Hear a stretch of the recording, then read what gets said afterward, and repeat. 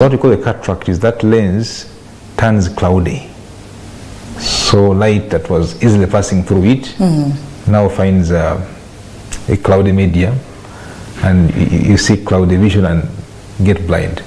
So bachita ensenke. Omuntu agamba nti ndaba ekifu, ndaba olufu, ndaba kalenge, ndaba. So ensenke oba cataract bulwadde tebuli kungulu kuno. It is deep there in the eye. But if it's mature, you will see the white thing. Why it's black, it turns white. White, yes. But that white is not on top of the eye, it's inside there.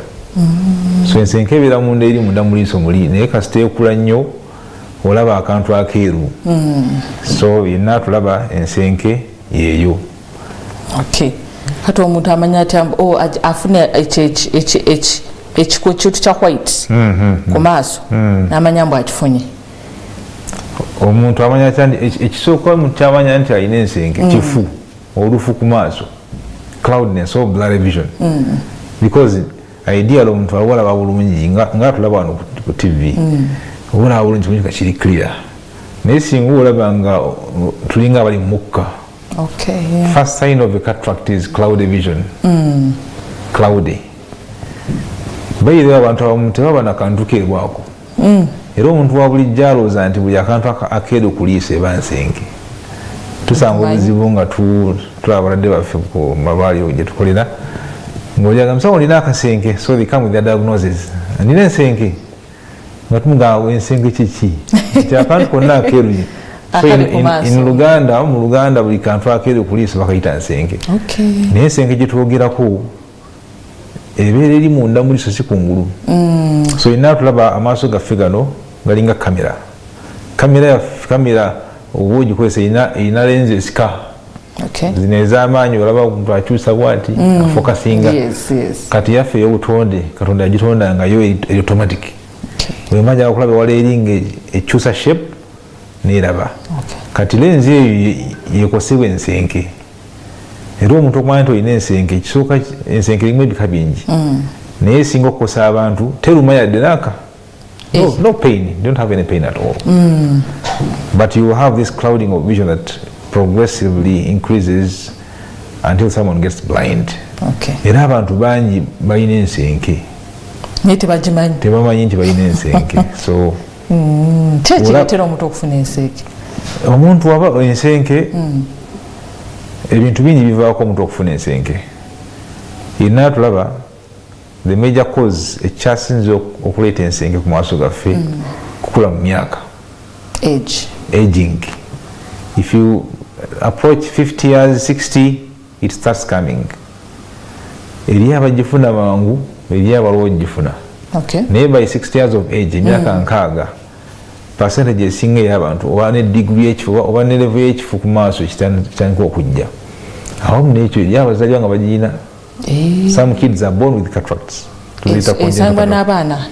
Omwana omuntu ayinza okuzaalibwa nga alina ensenke. Naye ng'ekisooka okugireeta mu myaka. Era bannange balina ebizibu n'emyaka. Ddala abakyala ayinza okutawaanya naye ensenke yo temanyi kasita ejja ng'okaddiye. Ekiwunyi ky'ensenke ejja ng'omuntu akaddiye ddala nga n'omubiri gukyuse. Wrinkles come up, grey hair. You start becoming a bit weak. Even retire actually from work. Tulina okugambira abantu nti bannaye nkyali muwala ng'oli mu retirement. So bannange number one cause of ensenke cataract is aging. Era nti lugamba abalwadde bange benkolako nti nange mbasaasira kuba nange wenna akaddiwa. Nange bajja kunnongoosa ensenke. If I grow older, I also start developing age-related conditions like cataract. So cataract is like grey hair. If you grow older, you start seeing grey hair coming up. So dye omukuba naye kati ensenke tolina wagipira dye. So that's the number one cause. The other causes, the major cause is aging. Which you don't have control over. Your age, everything becomes weaker, things go on. Then number two, this is in young males, abasajja bavubuka, is trauma. Singa omuntu akukubira ku liiso kuno oba ekino ekikuba ku liiso liyinza okuziba mu wiiki emu oba mu myezi ng'esatu yeeba faster. So any trauma to the eye the natural lens I told you about, if it gets any insult from something, an impact from something hitting the eye, it loses its mechanism of maintaining its clarity, so it becomes cloudy. There and then, if the impact is too much. Okay. So if someone gets an accident, never saw an accident, ufanga nyondo kumaso ge kubanga asobola ofuna ensenke. Say if you're doing any risky kind of activity that has objects flying around, or in sports, for example golf or some sports, rugby, you need to have protective wear. Anything that hits the eye can cause a cataract. Boxing until you never protect eyes. Points face. If you hit the face, you earn more points. So I think this disclaimer, you have to agree on some that if they hit your eye and it goes blind, it's upon you. So trauma is common in young men because they are involved in risky activities, sometimes fights, they are always going out for work, so they can have trauma. I had a friend, a colleague, an engineer, he was using his phone, walking on the street in the YSA, akuba oluyi n'owunga naye oluyi olwakukwatiramu eriiso. So he lost his actual consciousness and then he woke up in a clinic. Then azuuka n'addawo bulungi, esimu yagenda. Then he had gone for some project up country in Arua, I think. Kanalaba ekintu nga alinga oluyi ekintu masiimula nga alowooza something is maybe a discharge or something like that. Nga bwasiimula kumbe ensenke yazze. Kati agenda okulaba lwakunya tekivaawo paka yagenda omusawo. So cataract. The cause was what? Trauma. The trauma. So that's one cause. Then the other causes, metabolic diseases like diabetes, sukari. Sukari yakosa ebintu bingi ku mubiri. Jukira sukari asinga kukosa systems ezina small blood vessels, obusiwa bw'omusaayi obutini. Our bodies have the main organs that have small blood vessels. One is the eye, retina. Okay. Our retina has small blood vessels. Then number 2 is the kidneys. So these organs that have small blood vessels, they are prone to having issues because of damage of those blood vessels by high sugar levels. Kadna amaaso gaffe gakosebwa sukali singa omuntu aba tamukontrolinze bulungi. Naye ekyo kiri ku retina, kali akatimba akalaba akakuba ekifaananyi. Naye lenzi yaffe nayo eno gye mbagambyeko, the natural lens. High sugar levels causing imbalance mu function yayo nevaako okufuna ekifu. Era omulwadde wa sukaali kyangu omusanga ku myaka 35 nga alina ensenke. So ekyo kyokka. I've worked on young ladies and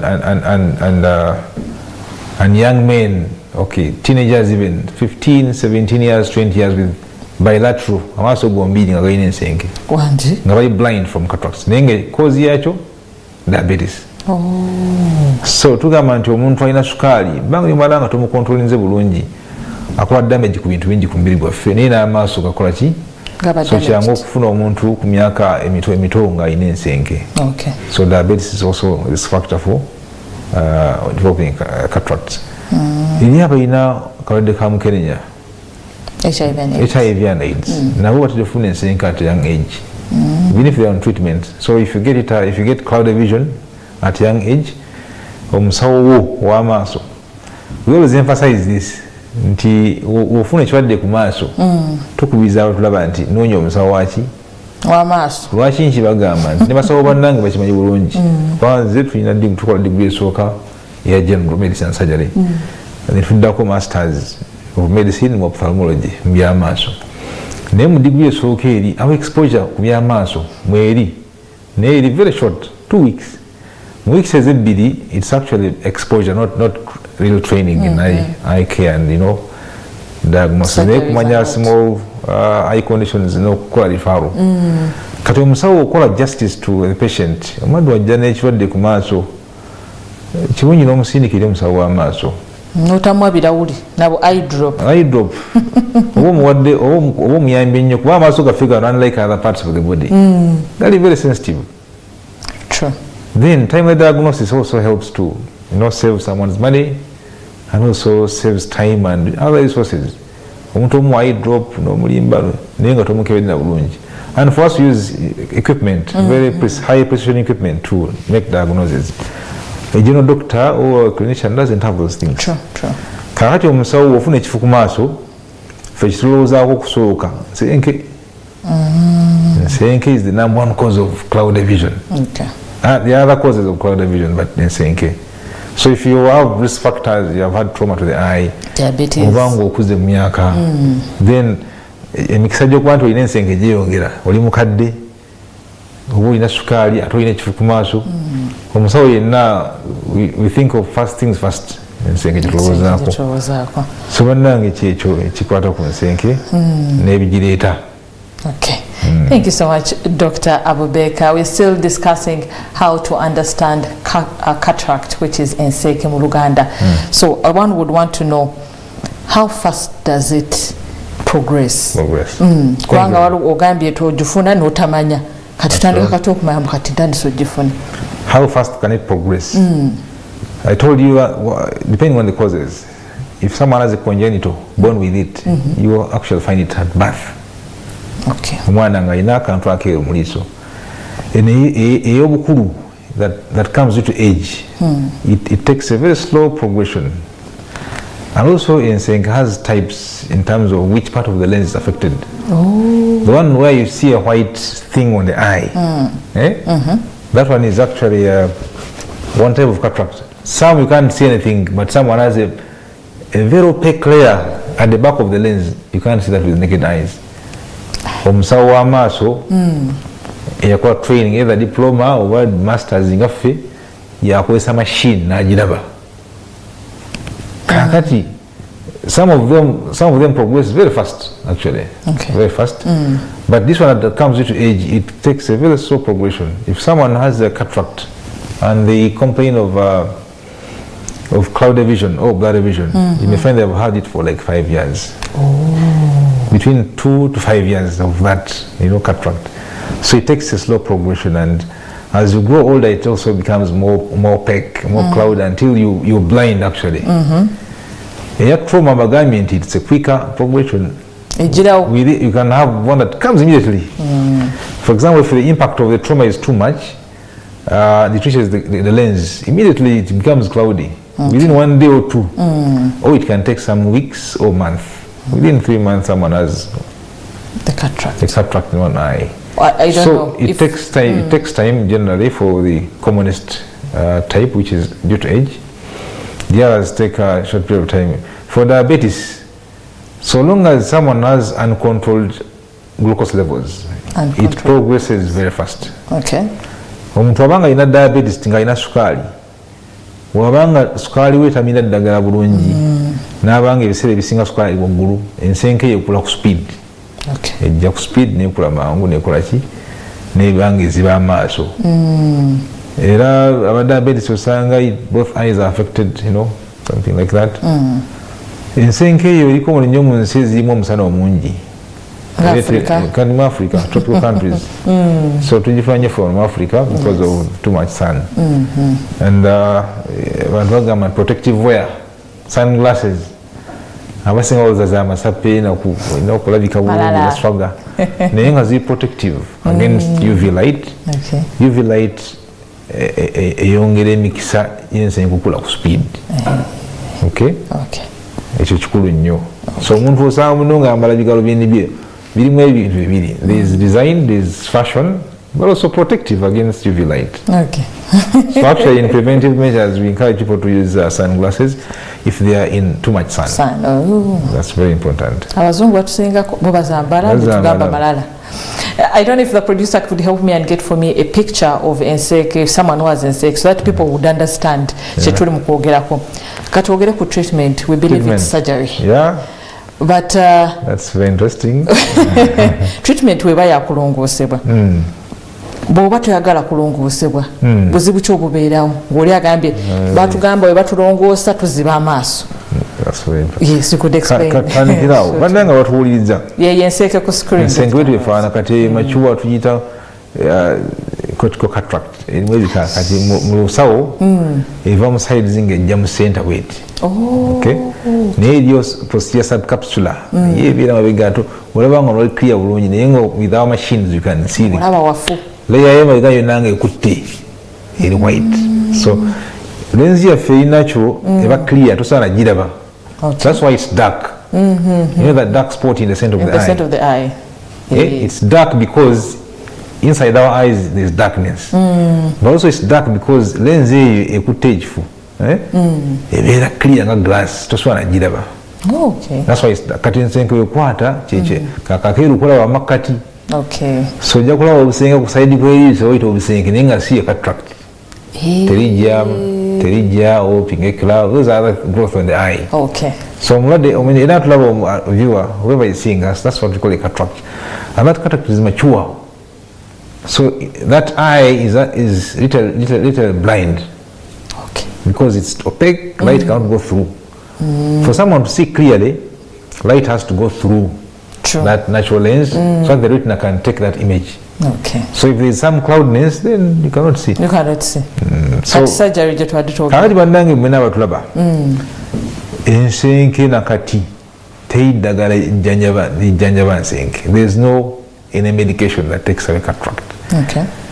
This is, we are now professionals in this field. You've heard from herbalists, you've heard from traditional healers treating ensenke. In my clinic at the Dr. Care Center Wandegia, I have some eye drops from herbalists that they give to patients. And most of them kawunya ensenke. This is for cataract. Bannange mwena batulaba ensenke nakati teyina ddagala ejijjawo. Lwaki kiri bwe kityo nti lenzi yaffe eyo eri mu bbanga oba omuntu aba alina ki-infection tukuwa eddagala olimira neyita mu musaayi neryoza bulungi neyituuka ku kirwadde. Lenzi yaffe eri mu bbanga teyina blood vessels is supplying. It doesn't have blood vessels. It gets nutrients from surrounding fluids. We have some fluids in front of it and some behind, and gets nutrients through those fluids.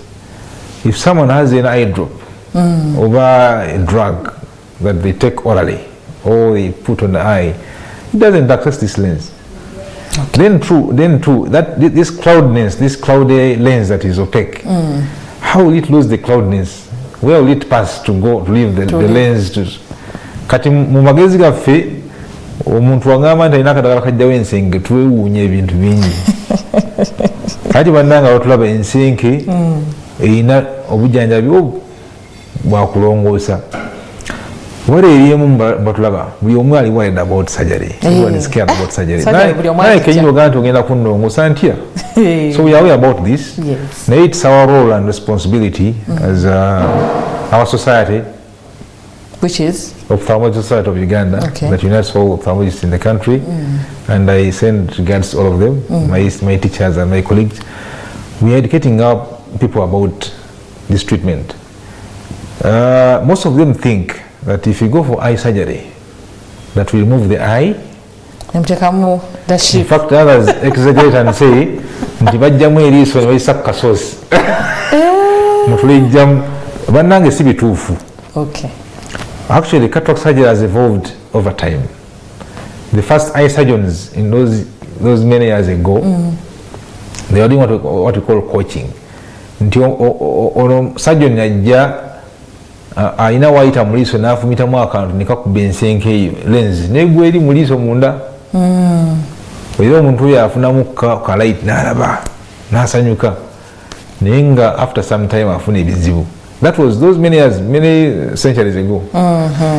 It has been evolving nti baatuuka ekiseera nga bajjamu ensenke ne bajjamu lens ne bakuba bigalo bindi naye nga bitawanya mu kulaba. But now with recent advancement in technology, surgery, omuntu bamulongoosa in a very short period of time n'alaba bulungi nebamuteekamu ne kalenzi munda eyo n'aba nga ali fine. I want to assure you that this surgery is very safe and very effective. Actually, if you are to Google, the most performed surgery worldwide is cataract surgery. Wow. Omuntu yenna aliyo ng'atya naye kakati ngenda kuzibya ddala amaaso twagala okugumya nti oba okyali awo obukadde n'obukadde bw'ensenke ezirongosebwa mu nsi yonna abantu bali mu kuganya mu surgery. The issue is it has to be done by an eye surgeon, an ophthalmologist, someone at my level, and it's a delicate surgery, but with experience it's a quick one actually, and very safe. And most of it is outpatient. I mean, you come, walk in, and you go. Walk on you, go home. Because we know chali mulamu wenna, only the eyes. So omuntu abanga alina ensenke, ekisooka kya byonna omusawo yalina ogiconfirming nti ensenke. Nagamba this is a cataract after examination. And also a good surgeon has to make all assessments to make sure that this cataract is operable. Not all cataracts can be operated on. Gawulira nti balikutteko ne lifiira ddala. So surgeon omulungi yenna, which I think in our ethical standards has to do a thorough examination and evaluation of a patient with a cataract and do some scanning and everything to make sure that this patient has no any other things that can jeopardize the outcomes of surgery. So njenkubiza ina tulaba kyavunaanyizibwa ogenda eri omusawo omukugu nakukebera owe n'ekifu ku maaso wangamba nti olina ensenke njagala omukkirizeemu. I've done lots of surgeries actually, and I have many stories to share if there's time, but I can't share them now. But most of my patients bagamba nti nsawo ngenda kuziba eriiso terizibe. I always challenge them that do you think we trained for all these years to make one person blind? To make you blind? Does it make sense to you? No. Do you think I'm here in my clinic and feeling very happy because of the number of patients I've made blind? I mean, made go blind. Our role is to make sure you see well. So it's my role to make sure that I do a thorough examination, just like my colleagues. Era bakasaba nange nti abantu bangi baganyuddwa mu surgery, and actually I will tell my patients that I chose this specialty because of that. I used to go for camps, and as someone who is blind using a walking stick, after surgery can see the world again. To me that was magic. So I said, no, this is what I should be doing the rest of my life. So cataract is treated by surgery. It's a safe surgery, and did you ask what it involves? What involves? Later, we shall go for a commercial break. Let's go for a short commercial break, but when we come back, he will explain more what is involved, and what exactly, briefly, and we shall continue with the show. For now, let's go for a break, and we'll be back.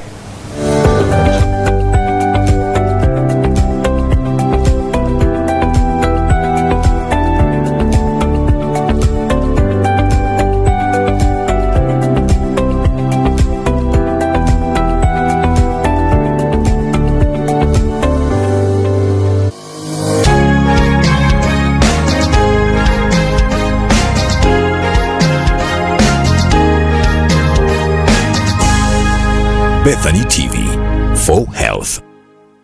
Yo TV Super App presents the Black Friday Trolley Dash. Simply subscribe to any of the bundles. When you subscribe for a month, you have 20 chances in the draw. For a week subscription, you get 7 chances. And for a day, you get 1 chance. The winner will be getting 200,000 shillings worth of shopping at Mega Standard Supermarket throughout November. The Black Friday Trolley Dash, proudly brought to you by Mega Standard Supermarket, Yo TV, and Bethany TV for health. Ladies and gentlemen, we are thrilled to introduce Bethany Santa Omugabi, who will be sharing wonderful goodies with you this Christmas season. Getting a chance to meet Bethany Santa Omugabi is easy. Just tune into Bethany TV and get to know our various programs and talented presenters. Bethany Santa Omugabi will make surprise appearances during our live programs and offer Christmas hampers filled with an assortment of goodies, including healthy food items. When you spot Bethany Santa Omugabi during any of our programs, be the first to call in and say, "Hello, Bethany Santa Omugabi. I am your Christmas date." He will then ask you a simple question about our programs and presenters. If you answer correctly, you instantly win a mega Christmas hamper. But that's not all. You can also respond on social media. The first 20 people to respond to each question on social media will be entered into a draw. And lucky winners will be picked and announced during Bethany Santa Live on Saturdays. Bethany Santa Omugabi, only on Bethany TV. For health. Introducing Bethany TV, the pioneer health and wellness channel in Uganda and Africa, having a profound commitment to health and wellness. Our content takes various forms, from music and series to documentaries, talk shows, news, features, movies, cartoons, and reality shows. We are a hybrid station available on free-to-air and pay platforms, embracing the digital age as we maintain a strong online presence through our website, social media platforms, and mobile apps. Explore our rich and diverse content, engage with us on social media, and be a part of the positive change we aim to bring to the health and wellness landscape. Bethany TV, for health. Showing on Bethany TV, growing and multiplying. Father, we thank you that as we've master joined our faith on this earth, whatever touching those close and beyond, the word of God ministered, lives changed. Our God made a way for the children of Israel and they made it to the promised land. The day of salvation, and today is a day of freedom for you. In Jesus' name, if you believe it, say amen. We celebrate the resurrection because Jesus is alive. It's a brand new day. Here we go, we say it's a brand new day. Never miss the Watoto Sunday service every Sunday, 10 to 11:30 a.m. live on Bethany TV. For health. Are you looking for a platform to advertise your business and boost your sales? Bethany TV got you covered. Take advantage of our introductory rates and maximize your leverage for brand awareness, advertising, product launching, live coverages, activations, and so much more. For booking and more information, contact our sales team on 0785 576 269. Bethany TV, for health.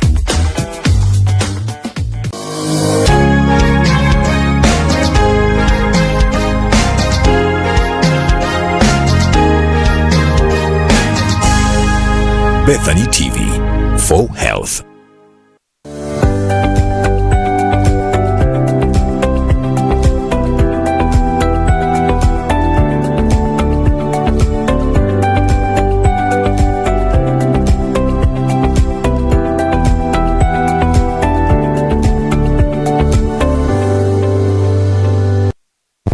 Welcome back from that short commercial break. We'll come back to health and wellness. Dorothy is my name.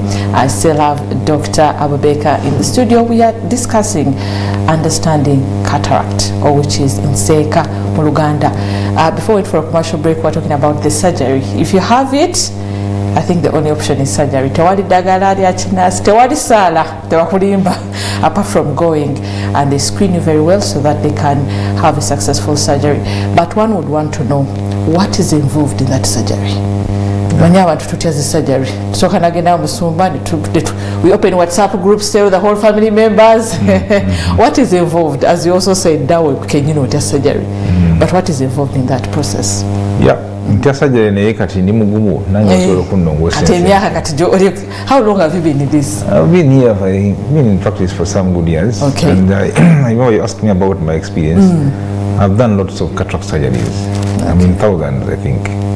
Yes. That means you started when you were a teenager? No. It's about how many you do and in what period of time. Oh, true. Okay. Because through my eye center, the Eye Care Center, I've done a lot of outreach activities, and up country, many areas of the country I've been there. I've also participated with other organizations to do surgeries. Most of them I've done them through outreaches, thousands I think. We don't even count how many we do. And with experience, I think the more you do, the more you become more efficient and with good outcomes. Just like my other colleagues in my society. So if someone has a cataract, we make a diagnosis. First of all, your doctor will take you through a series of tests. One of them is visual acuity. Visual acuity, your doctor will find out how much vision do you have in this, each eye at a time.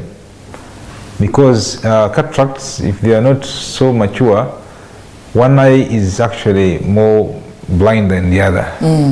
And your doctor will actually advise that we start with the more blind eye. So they do some tests before they do some tests. The important one is visual acuity. Okay.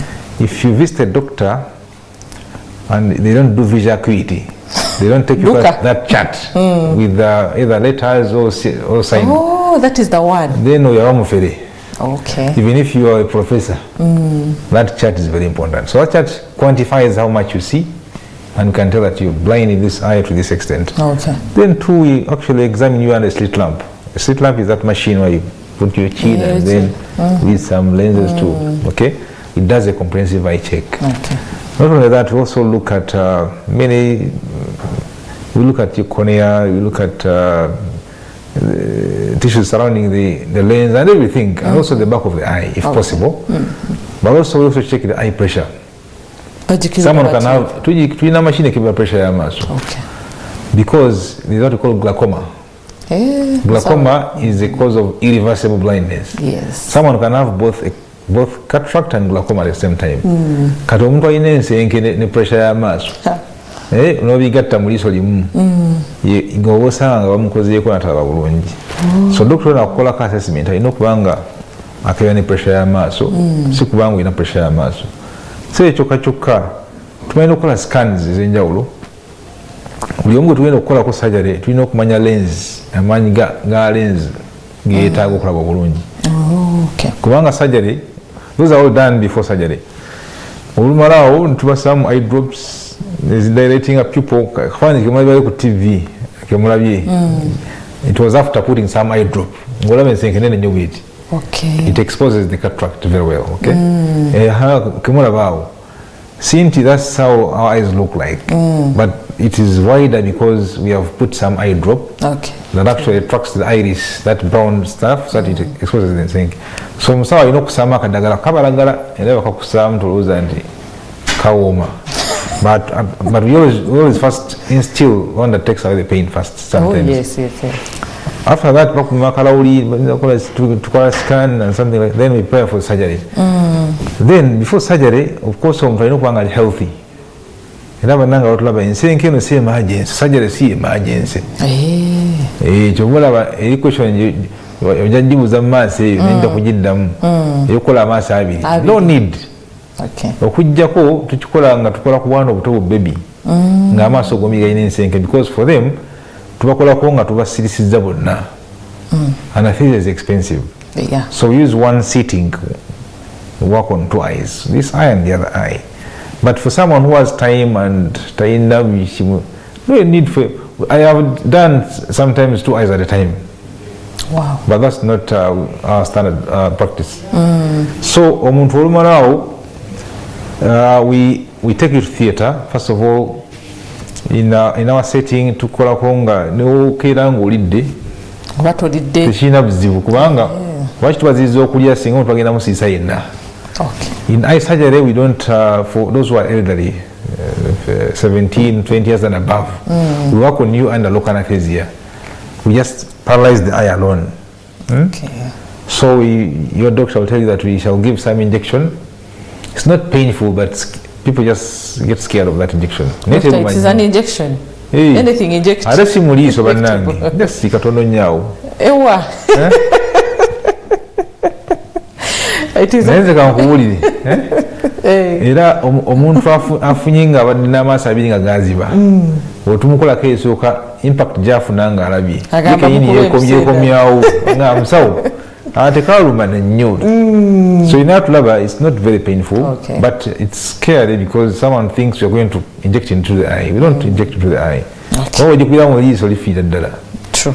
And we are no doctor who does that. Okay. So after that, we take you to theatre. Tusenguyezo, nekwamaza theatre. Nibakuba akayisa ke mbagambe tekaluma nnyo, njagala bategeeza nga sibalima tekaluma nnyo. then the eye gets numb. This anyarara. It becomes paralyzed. It doesn't move. You don't feel pain. So work on you ngowulira. Yeah, that is nice. But it doesn't move. But we talk. We chat. That's nice. And under good hands, that surgery can take between 7 minutes to 15. Really? The surgery. I thought a whole day, 2 days. I don't know. It depends on the type of surgery and how delicate it is. Some are not as obvious as that, as you may think. Okay. So the surgeon actually, the eye dictates how much time you take. Okay. Okay, me I take around 10, 15. Okay. But no surgeon will give you guarantee of 100% complication-free surgery. Complications zao. Kati musajja yajemba gambi tukusanyalazaako netukolako nga tuwulira pain eddakika teziba nnyingi nnyo. Surgery, what we do through a small opening that is actually self-sealing, tujjayo ensenke eyo tujozaayo. Okay. Others use a very funny word. They say okukolokota. Bannange ekyo kya bulimba tetukolokota nsenke. Bagenda kukolokota. Bamukolokose. I discourage patients from using such terms because they are not represent. Tujoza mboza ne tuteeka akaloli akala munde eyo. Okay. Era ne tukusako plaster. We put some dressing on you. Okay. Then why we put that dressing is kubanga the eye is numb. Teyitemya. So it can dry, it can get dust. So that dressing is to keep it protected from dryness. So within 5 hours maximum, so the eye gets back to no function of turning. Wow. But we always remove the dressing the following day. Okay. So we remove the dressing the following day. Actually, we go home and come back. Those who need VIP treatment, you can get admitted into the hospital. Naye goes to be tagisa nnyo. Gende waka n'abantu bo wegazanyi because toba sickly. Actually omuntu wabanga mulwadde nga muyite tu tuddeyo bwoti waka. Okay. Wakusaako kwa kaliko plaster toyomba kubanga kati ako kali ready made tukasaako busaka eye patch. Okay, eye patch. So noddayo waka. This is some type of surgery. In some advanced surgeries we do, it's vegetative emulsification.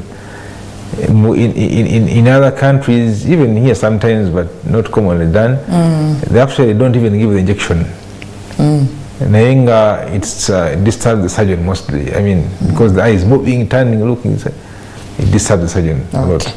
In that case, they don't actually even put dressing on you.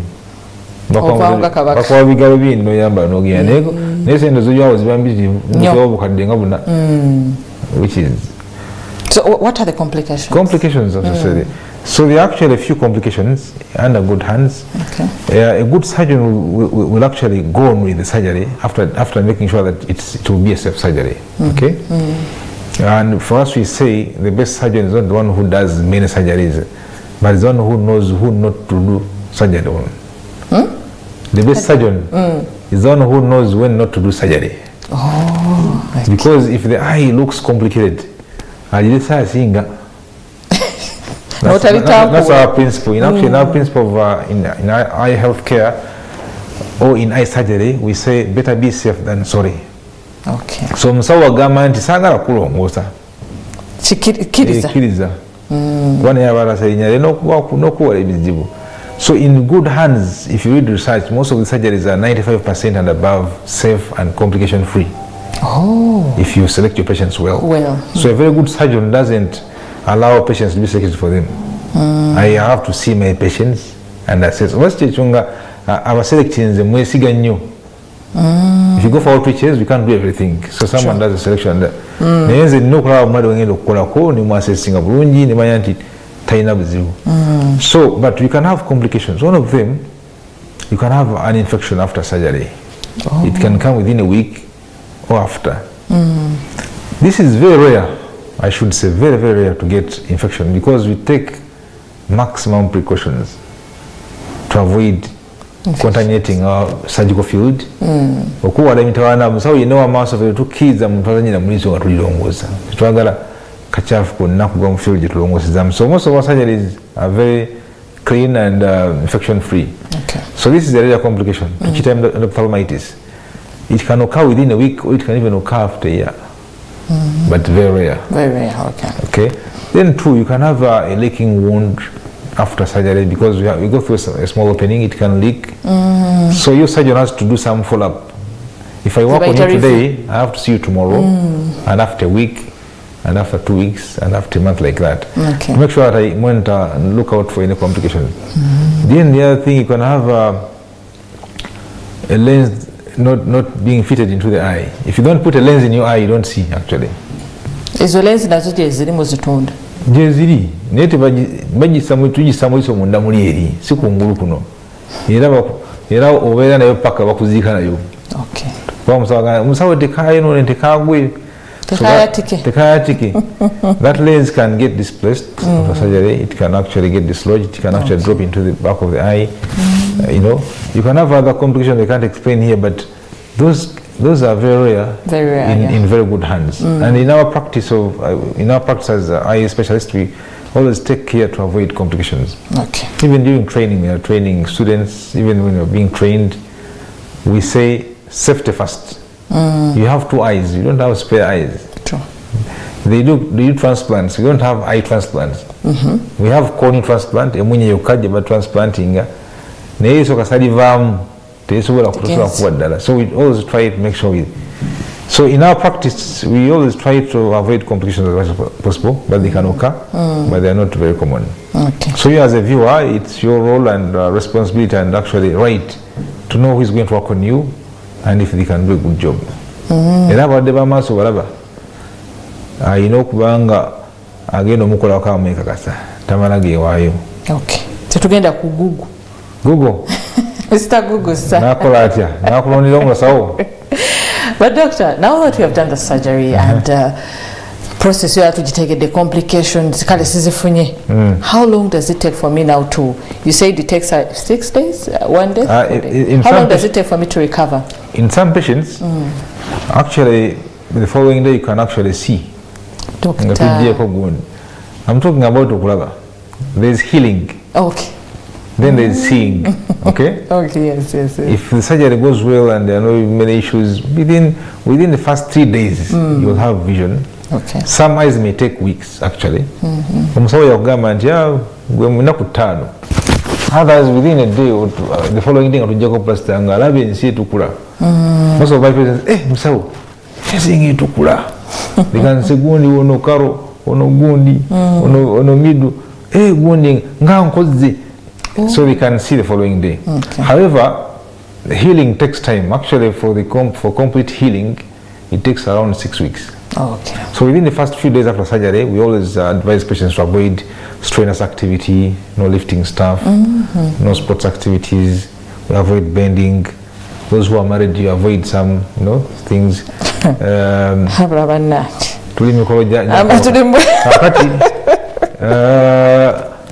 We give some eye drops. Okay. Some eye drops that help in controlling pain. Okay. And also preventing infection and controlling inflammation. So your doctor will give you some eye drops, which we give actually frequently in the first few weeks, and then go on reducing the dose as time goes on. Those help in promoting healing, controlling pain, and vision actually becomes more clear. Okay. So within 2 weeks, you will have most of the healing. Okay. But complete healing takes like 6 weeks. This is like a month or so. A month and a half. So your doctor will give you reviews and check on your eye as it heals. Okay. For those who are Muslims, we tell them not to go to prostrate and everything to avoid, so that this lens is stable in the eye. True. So you advise them on many things. Avoid struggling eating. If you're eating food, we advise you eat soft foods, because if you strain, will remind you. That pressure, yes. Your kizat also, which is the eye, it can actually have complications. We have got men who actually come back with complications. Kids advice. Uyo mugamba tokwata constitution. Nagamba nti bangambyeko nebekwatako bagenda mu lifting lifting kati iso isana okuyiika actually because of activity. Because tetuyitunga. Okumanya the opening is not that big. We don't even suture. We don't it seals itself naturally. Okay. And very well. So healing is not, that doesn't take long, but within 1.5 months it's Okay. well healed.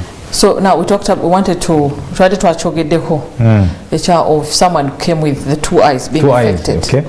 Do you work on them there and then, or you say, let's first do with this, we see how it is, then you come back? Yeah.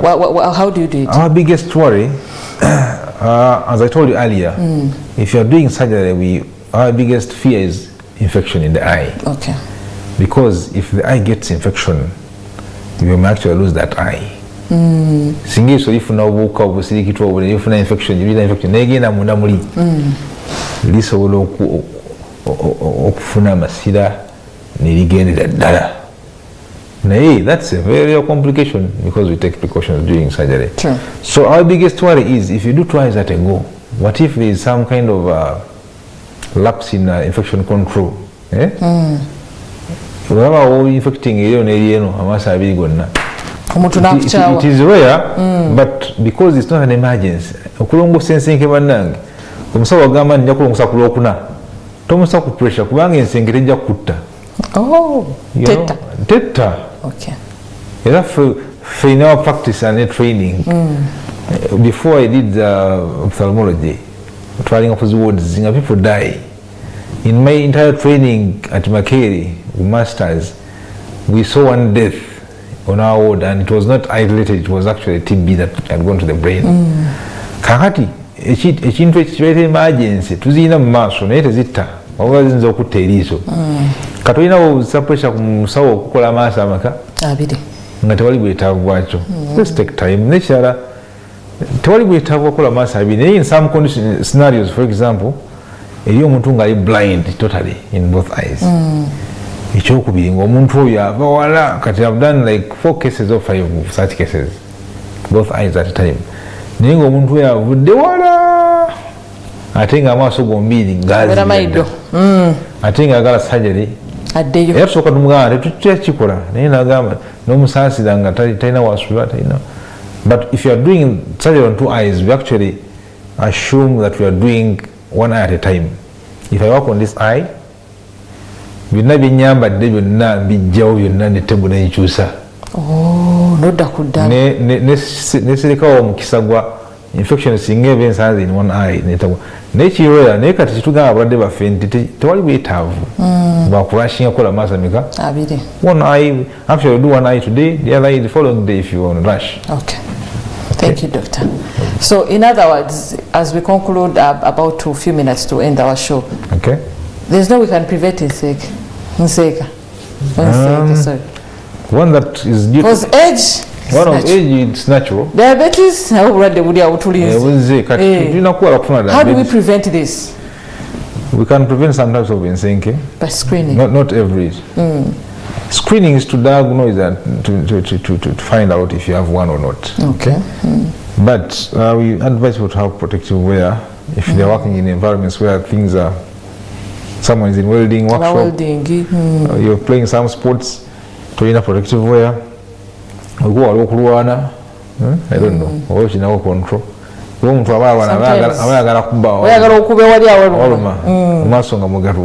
Yes. Nafunaka wa boda ngechuka cha beriso ni difference. So one will boda have protective wear. Okay. That's why their helmets usually have that. Yeah, that's why it protects against wind and also any insects that usually fly. So get the kunsonge vacancy using medication, some medication, some eye drops, and some tablets actually cause the sinking. I tell you, we don't read, we just swallow. And you cut prednisolone, abatlawa minna, abaina smanya ina senyiga ina chi campaigning, dexa prednisolone without prescription. What we call some practice here, in a controlled way. For better end, only often I can't master again a better end. Those so-called steroids. Yes. What's called a bang guanvu. This back is winning insane. So, one of the measures is to avoid self-medication. Make use of doctors. Musia for a quarter kasende sikanyi nyo yeso wacha abantu bagenda for self-medication. That for nama simsa unkozetia agalo umwe person kusimu without checking them. Avoid self-medication.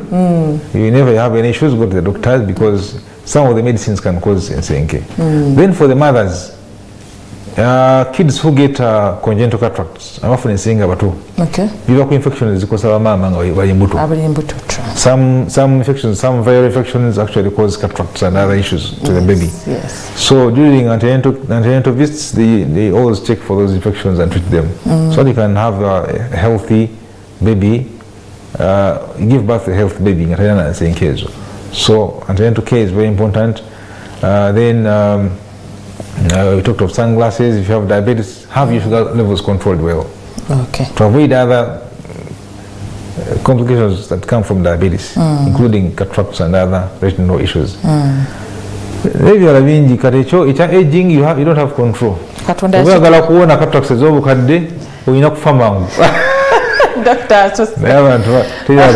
course, you can't fight that. We do have 3 minutes to end the show. We would like to thank you, Doctor. But last remarks, what would you say? Zino surgery mweziri mu Uganda oba ovudde Kenya? Manya abantu abamwegana tubajje Kenya, tubajje Zambia. Kati bannange njagala bategeeza nti these surgeries are done in Uganda here. Okay. That's the Navy have never surgery in Uganda. Okay.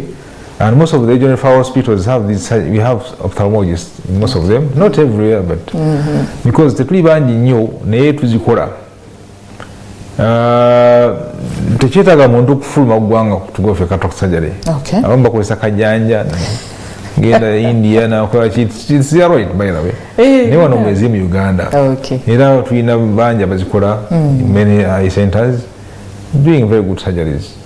Including you. Including me, one day wali ku bitala, wali clinic yange, I do the surgeries and very good outcomes, just like my colleagues in our society. They do them, Malago, Mengo, Wazikora, most of the regional hospitals. Rubaga, Wazikola, they do them. Thank you so much, Doctor, for coming. Hopefully we shall be having a series of, eye care. Don't forget that every Saturday we'll be here to discuss any health issue that affects you as a person, children and family. From me and the team, we would like to say good night, but do remember tomorrow there is repeat at midday. Have a blessed night. Bye.